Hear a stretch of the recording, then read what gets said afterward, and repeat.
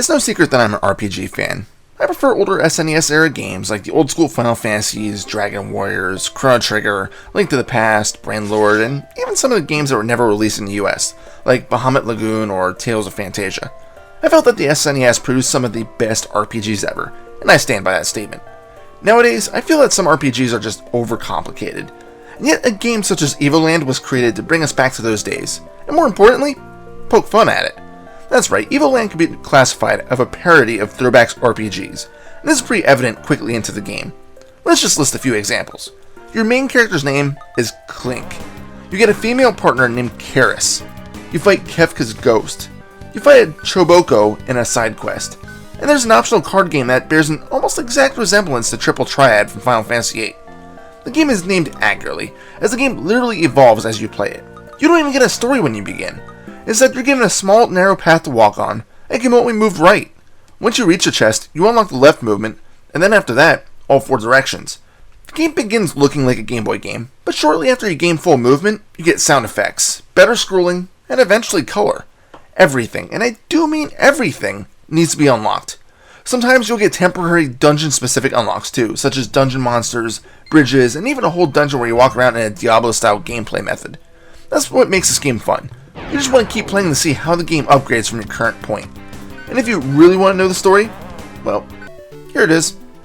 And yes, I just unlocked it from one of the chests. It's about as basic as you can get, but remember that the game takes itself lightly, so a full-fledged plot isn't exactly expected. Yes, you do have end goals that come apparent once you reach a town that looks like it was pulled from a beta version of Final Fantasy VII. The controls are very simple and take very little time to learn. You use the W, S, A, and D keys to move around, space to attack, and tab to bring up your inventory. That's all you really need. During the turn-based battle sequences, space selects the command you want to use. Speaking of battle, there's 3 different types of combat in the game. The first, and the one you start off with, is your standard Zelda-like action. You walk around in a 2D area slashing your sword. You have a health meter shown by the hearts at the top of the screen, and each heart represents 4 hits. On the map, you can enter a Final Fantasy-like turn-based system. Here you'll have your standard HP counter, and after a short time in the game, you'll unlock the ability to level up by earning XP from fallen foes. When you have Karis in your party, you can cast spells, and these are not restricted to any sort of MP, as it just doesn't exist in the game. The third combat style, in which it's only present in one of the last dungeons of the game, is an overhead action style, like Diablo and other similar games. You get to choose whether you want to use Clink or Karis. You then get access to a 3-hit combo by timing your attack. You'll need this in this area because you'll be swarmed quickly.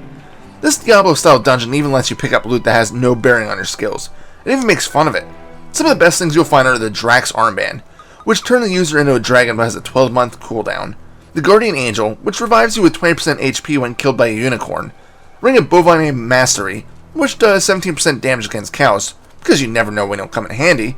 And the Creeper Diffuse Kit, which prevents creepers from exploding, if you're quick enough. I need one of those in Minecraft. In any case, none of this loot actually gives you any perks in the game. It is all for good fun. There's really only one time I had any problems progressing with the game, and it's more because my head just wasn't screwed on right. At the same time you can do a Diablo dungeon, you have a forest level where you can smack crystals to switch between the past and present. You need to keep doing so to get to the end point of the level, where you get a vital piece of an amulet that you need to enter the final dungeon. I really did need a guide for this, because when I figured out what I was doing wrong, I felt like a complete idiot. It's actually a cool area though, since it's one of the few where you actually need to use your head. Sadly, the game has 2 things that I will complain about. Of course, they are both minor, but still need to be mentioned. For one, the game is just way too damn simple. I did get a game over I think twice, both at bosses. The first time was at the Shadow Clink boss, just because I didn't realize at first how to damage him.